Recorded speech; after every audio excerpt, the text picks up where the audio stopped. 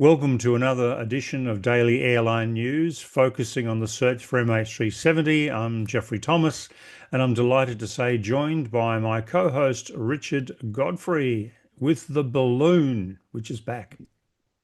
Yeah, I took it off yesterday. Sorry about that, Jeffrey. But I thought nobody would notice, but actually there were a whole bunch of people who noticed. So I've Yep, put the balloon back, and good. I, Everybody's I happy. won't do that again. No, don't. Very very sorry about that. So today, viewers, we're going to answer questions from the episode we did yesterday about what we do and what we don't know about MH370. We've had a huge number of questions and we're going to get through some of them today. And we're going to be back tomorrow with Richard to answer more of them. So let's get cracking, Richard. So Yeah. Marley Mar 2392. Loving the channel and the work you're doing, absolutely brilliant. But the possibilities you mentioned, the only one that makes sense is crew sabotage by someone who knew how to fly the plane. Cargo shifting, automation, military strike, all the other possibilities don't explain the manual turning off of the transponder, the many deliberate moves made to avoid detection.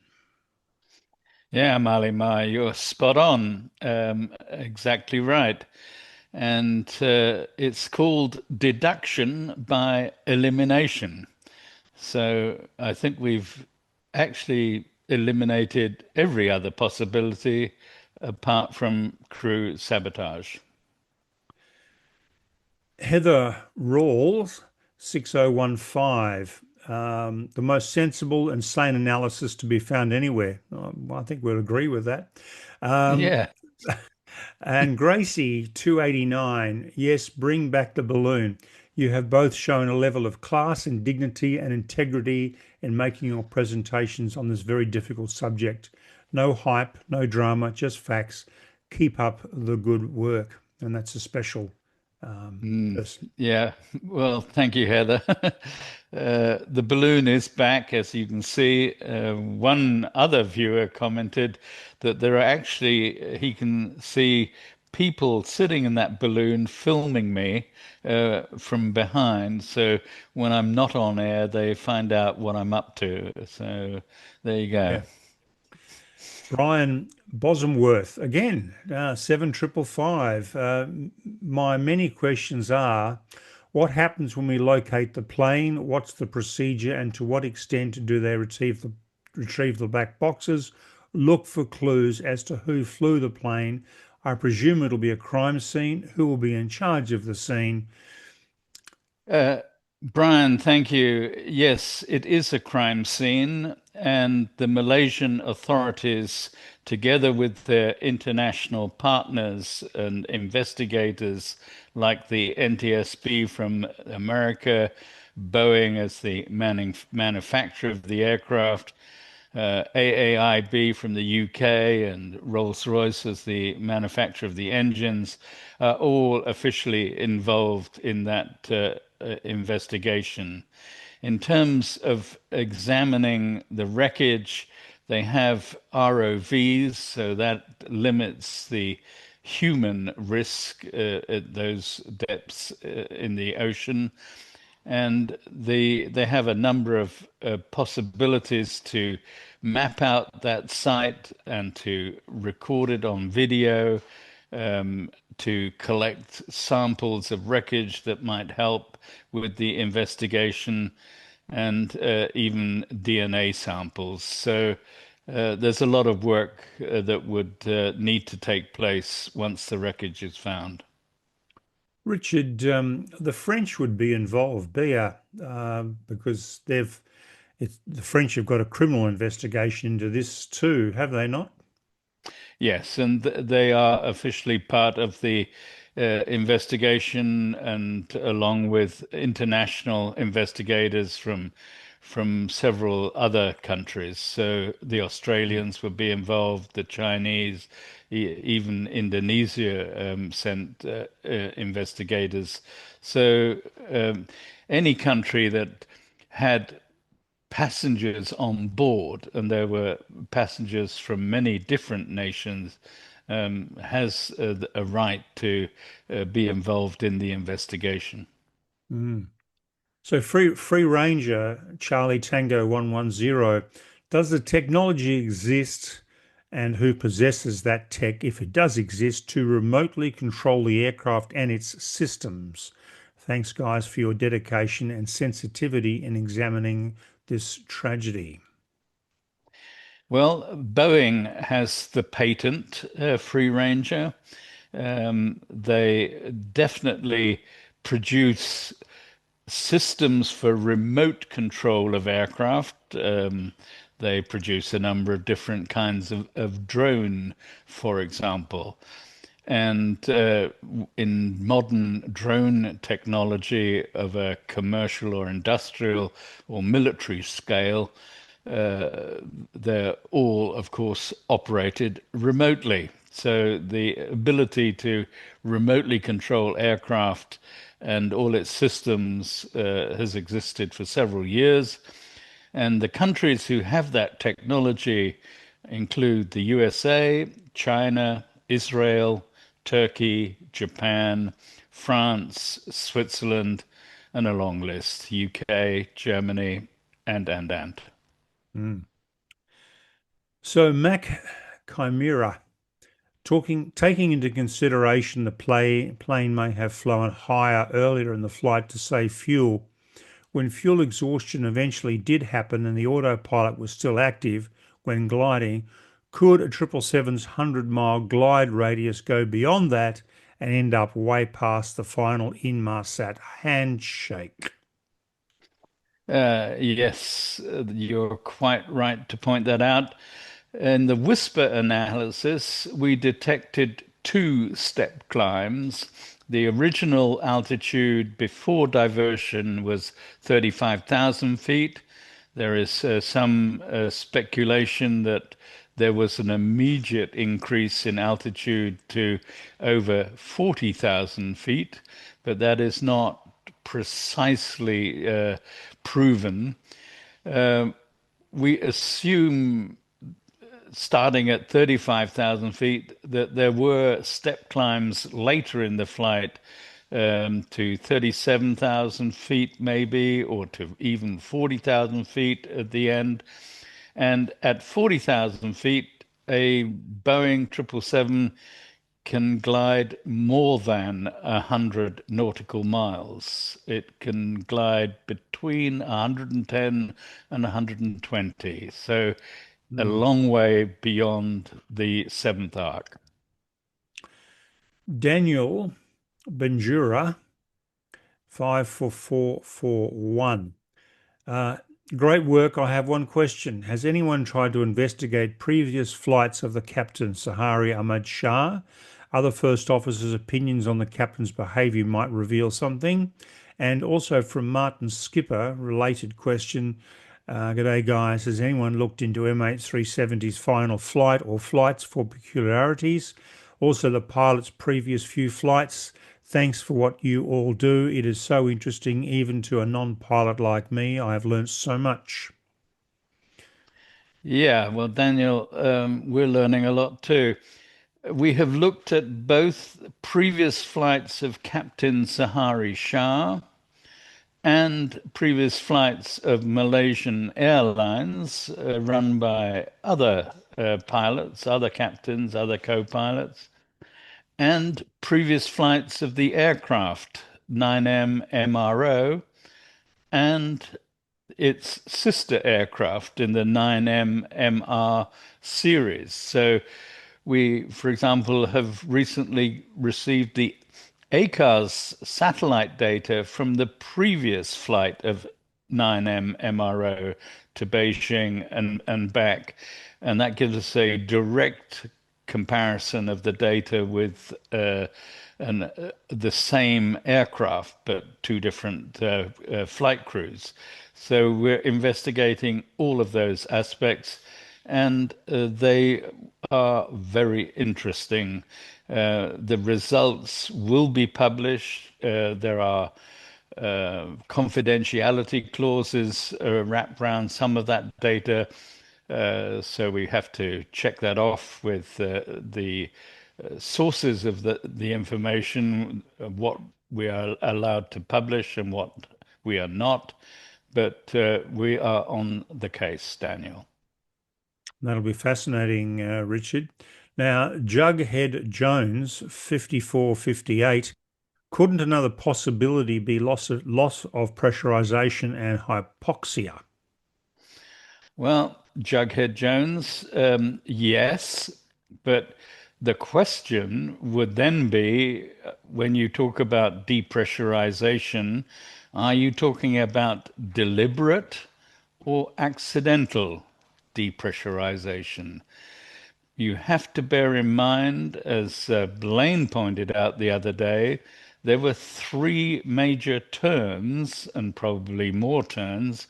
Uh, First one at diversion, the second one over the island of Penang and near Penang, and the third one in the mouth of the Malacca Strait and down into the Indian Ocean.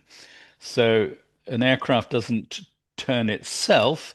You can pre-program turns, but you can't pre-program changes in the speed and changes in altitude. And there is a long list of turns according to the Whisper analysis, and it would be difficult to program all of those. So we conclude there was an active pilot in our analysis on Whisper right up until the end, in which case the depressurization must have been deliberate, and the pilot must have donned his emergency oxygen mask prior to making those deliberate depressurization and those turns. So it's a complicated scenario that you're choosing to raise here, Jughead. So Brad Hart Leap KN9UD. With almost 30 years experience in the airline industry at the time of MH370's disappearance, I knew on day one, day two, whenever they publicly started revealing the turnaround and along the border flight, that either the co-pilot or pilot were responsible. The evidence was crystal clear. Number one, after 9/11, cockpit security was massively increased, making it impossible for any passenger to access the cockpit. Number two, unless you're trained, a professional ATP commercial pilot or military pilot, you're just not going to know how to turn around exactly at a grey zone of authority or fly the route MH370 took, tracking right along another grey zone of authority. The evidence being presented to the public just did not match a hijacking. The pilots, if they weren't involved, would have adroitly switched transponder to 7500 or found another way to warn ATC. Weird altitude, erratic flight path, something. Even just flashing their current transponder code every 5 minutes for no reason would have told ATC something's not right. Yeah, good point, Brad. And not only the wasn't the transponder switched to 7500, meaning an emergency. It wasn't switched to 7700, meaning a hijack. Instead, it was manually switched off. So that gives one clue. And as you also point out, the aircraft flew along FIR borders between Vietnam and Malaysia, delegated to Malaysia by Singapore, between Thailand and Malaysia, later between India and Malaysia and Sri Lanka and Malaysia. So very carefully planned by someone very knowledgeable. And as we said yesterday, we do not believe that there was a hijacking. So we agree with you, Brad, on that point. J. Jones, 3458. Could you all elaborate on all that was found on his simulator? Well, that's an interesting question, Richard. Yeah, it will actually, Jay, take an entire episode to elaborate on what was found on his simulator, and we are planning just that next week. Um, you will find hundreds of simulations. You will only find one that was deleted. The FBI actually got involved with the recovery of the data. Some of that is deleted deliberately. Other data and the particular waypoints that were discovered were deleted automatically by the flight simulator software. So there are 7 waypoints that were found in these deleted areas. One was a standard start point at Kuala Lumpur International Airport, and that was reused time and time again. And there are 2 versions of that waypoint that were found. Then there were 5 others at 3 degrees north, 5 degrees north, 10 degrees north on a standard flight route towards the Middle East and Europe. And then there were 2 at 45 degrees south at fuel exhaustion. One was at 40,000 feet, and the next one was at 4,000 feet. And it's important to know that what was simulated was actually more like a 9-hour flight, but the whole simulation run was done in 78 minutes. So the aircraft was moved in a fast forward mode during the simulation.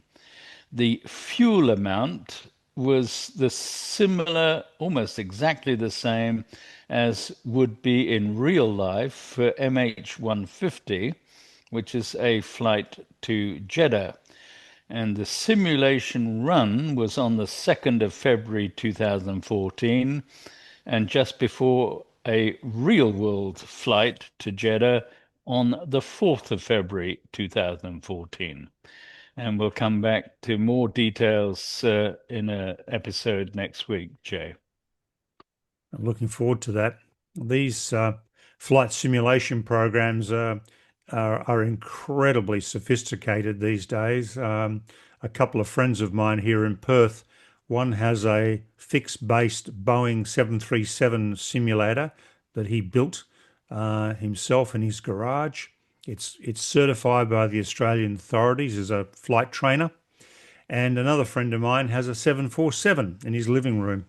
Again, fully functioning, fixed-based flight simulator with all the bells and whistles, and again, also certified as a trainer. So they're very sophisticated.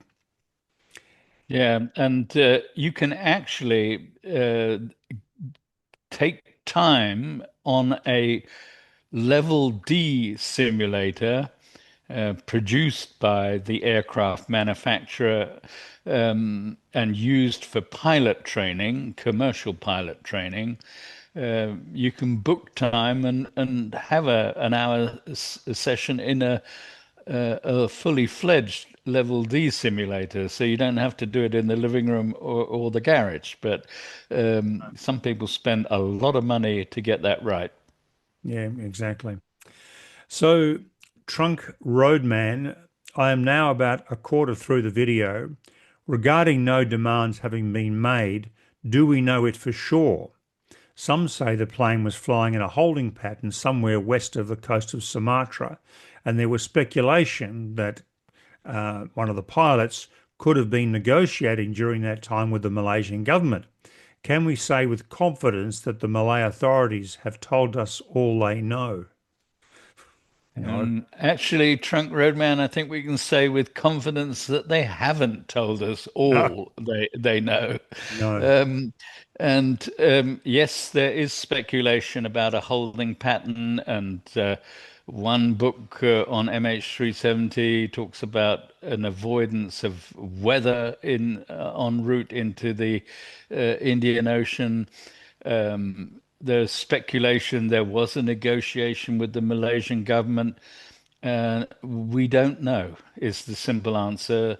If there was any negotiation, if there really was a holding pattern for the purpose of doing a negotiation, we're left in the dark. Mm. Karen Ricketts, 4956. If, as we hope, Ocean Infinity finds MH370 after returning to search the Whisper area in November, what would be the order of events both behind the scenes and publicly? Interesting question.